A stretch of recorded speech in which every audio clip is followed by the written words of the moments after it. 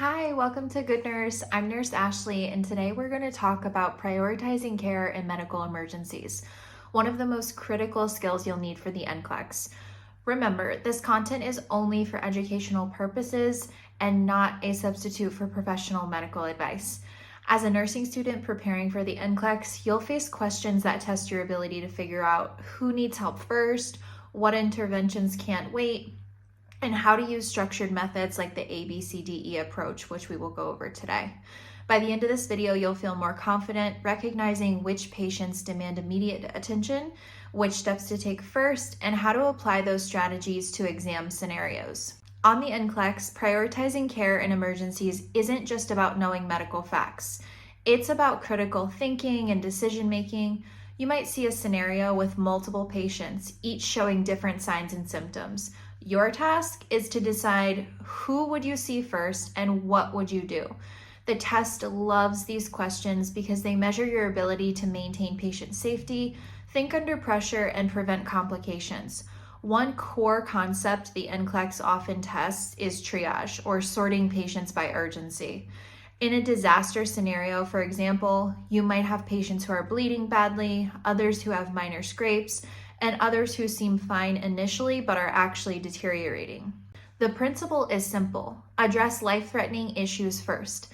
If someone can't breathe or is severely bleeding, that's more urgent than someone who's stable with a minor wound. Even in a non-disaster scenario, thinking in terms of urgency is key on the NCLEX. The patient at risk of losing an airway always outweighs someone whose pain is at a 5 out of 10. Pain matters, but airway comes first.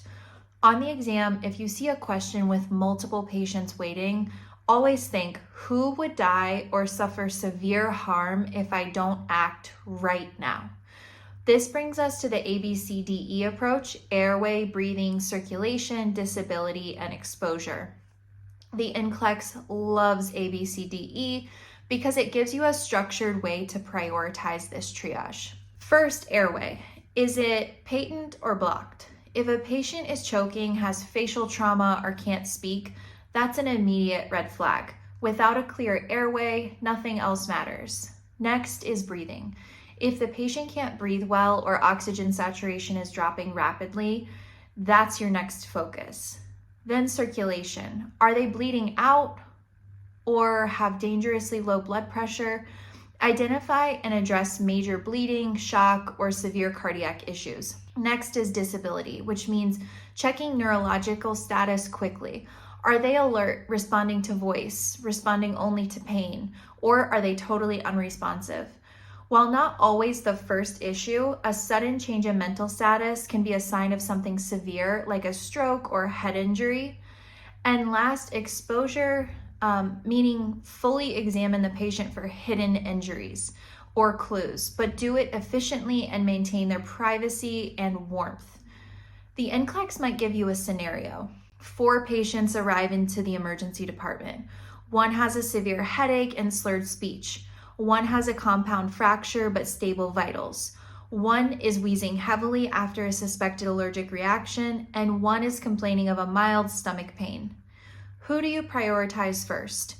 Using ABCDE, you'd probably pick the patient who can't breathe well, the wheezing, possibly allergic reaction, or the one showing neurological changes. The severe headache and slurred speech could indicate a stroke. Airway and breathing problems are immediate red flags. Neurological deficits, especially sudden ones, often jump to the top of your list. A stable fracture is serious but not life-threatening that second, and mild stomach pain can wait compared to someone struggling for air. Let's try another example. The test might give you a patient who is unresponsive after a motor vehicle accident, a patient with a blood pressure of 70/40 who's pale and clammy, a patient with a known history of asthma complaining of mild wheezing, and another patient with a sore throat who's speaking normally. Obviously, the unresponsive patient and the one with shock-like vitals are bigger priorities. The unresponsive patient might have an airway or breathing issue or a serious head injury. The patient with a low blood pressure is potentially in shock, needing immediate fluid resuscitation or further assessment. The patient with mild wheezing may need a bronchodilator, but it's not as urgent as someone who can't maintain a stable blood pressure. The sore throat patient who's speaking normally can safely wait. The NCLEX is testing your ability to identify life-threatening conditions and tackle them first. Sometimes it's subtle. For instance, consider the difference between a patient with a blood pressure of 88/50 who's just had major surgery and a patient with a temperature of 101 degrees Fahrenheit who's otherwise stable. The low blood pressure patient could be bleeding internally. Immediate action might be needed. The feverish patient might have an infection, but you can likely address that after ensuring the hypotensive post-op patient isn't going into shock. The exam wants you to choose the intervention that saves a life or prevents severe deterioration first.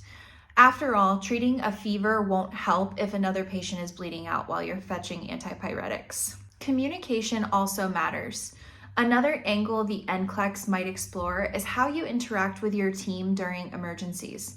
Clear, concise communication using tools like SBAR, situation, background, assessment, and recommendation, can help you prioritize efficiently. Although you're not expected to run a full code on your own in the NCLEX, you'll need to know when to call the rapid response team, when to notify a physician, or when to delegate tasks to ensure the most urgent needs are met. For example, if a question describes a new nurse who's unsure of what to do next, and you're given multiple choices, picking the answer that involves immediate, clear communication about the most critical patient is usually the right move. The test may also focus on special populations. A pediatric patient in respiratory distress gets high priority because children decompensate quickly. A pregnant patient with signs of eclampsia or severe preeclampsia, like a very high blood pressure and headaches or visual changes, is another top priority. Any indication of airway compromise, severe respiratory difficulty, or circulatory collapse always places that patient at the front of the line. Conditions like shock, severe allergic reactions, also called anaphylaxis, tension pneumothorax, or acute strokes require immediate intervention. The NCLEX might describe subtle signs. Maybe the patient is restless and anxious with mild hypotension and increased heart rate, hinting at early shock. Recognizing these patterns and acting before they crash is what sets top scoring test takers apart. Don't forget small details either. Prioritization sometimes means doing the simplest intervention that will prevent deterioration. If a patient's breathing is compromised due to a possible obstruction, the exam might expect you to open the airway or ask for advanced airway support immediately. If circulation is the main issue, starting IV access and giving fluids might be the best next step. If they're unconscious and you suspect a head injury, protecting the cervical spine could be crucial. Even if the question doesn't say ABC, remember that is your mental checklist on the exam.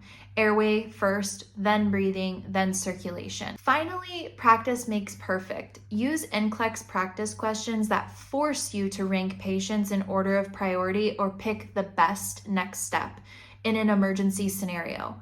Over time, you'll recognize patterns. Airway and breathing problems top the list. Major circulation issues like severe hypotension or bleeding come next, and then neurological and exposure-related findings.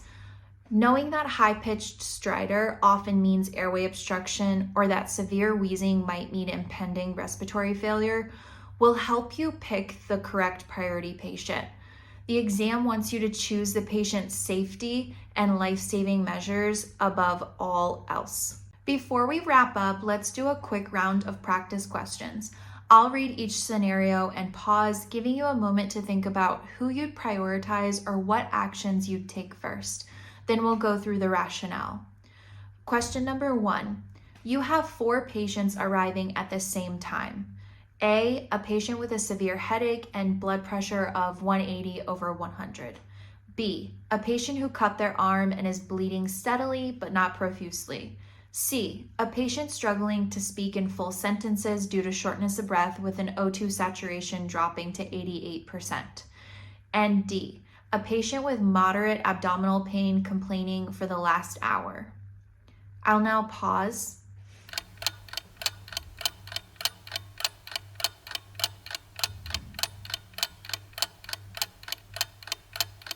The priority is C, the patient who's short of breath and hypoxic. Airway and breathing always come first. While high blood pressure and headache might be serious and bleeding or abdominal pain does need attention, compromised breathing and low oxygen saturation trump the others in terms of immediate danger. Practice question 2.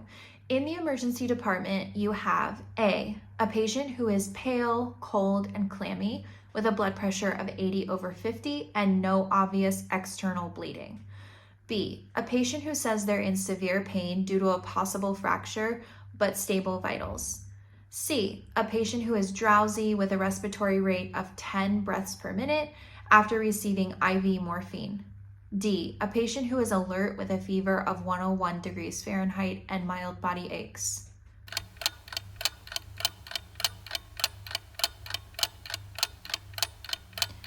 In this scenario, both A and C, A representing shock-like vitals and C representing respiratory depression, are concerning. Generally, airway and breathing issues are top priority, as we've said repeatedly. A respiratory rate of 10 might indicate impending respiratory failure due to opioid overdose, so that's often the biggest immediate threat. If O2 saturation or breathing quality is compromised, attend to that first. If the question provided more detail, like the patient's O2 saturation dropping, that would seal the deal. Without that detail, it's really a close call, but technically severe respiratory depression trumps hypotension since you must ensure adequate ventilation first to maintain life. Practice question 3. You are on a busy med-surg floor and receive 4 calls at once. A patient with stable vitals asking for their pain medicine. B, a patient who feels lightheaded when standing up, blood pressure drops from 120/80 to 100/60 on standing. C, a patient who has new onset slurred speech and facial droop within the last 15 minutes. D, a patient with an itchy IV site who wants the IV checked.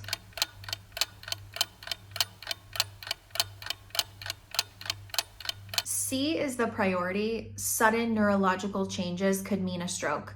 Stroke symptoms are time sensitive. While orthostatic hypotension, itchy IV sites, and requests for pain meds do matter, none outrank a potential stroke in terms of immediate interventions. By practicing these scenarios, you train yourself to think in ABCDE terms and pick the patient who's at greatest risk in the immediate. With enough practice, this prioritization really becomes second nature. By focusing on the ABCDE approach, thinking systematically, and remembering that airway, breathing, and circulation always come before less urgent problems, you'll greatly improve the odds of picking the right answers. The NCLEX isn't just testing your book knowledge, it's testing how you apply it in a crisis situation. Thanks for joining me today on Good Nurse. I hope this breakdown, along with the practice questions, helps you feel more prepared to prioritize care under pressure. If you found this video helpful, hit the thumbs up and subscribe for more NCLEX focused tips and scenarios. I'm Nurse Ashley, and I'll see you in the next video where we'll tackle another complex concept and turn it into something that you can handle confidently on exam day.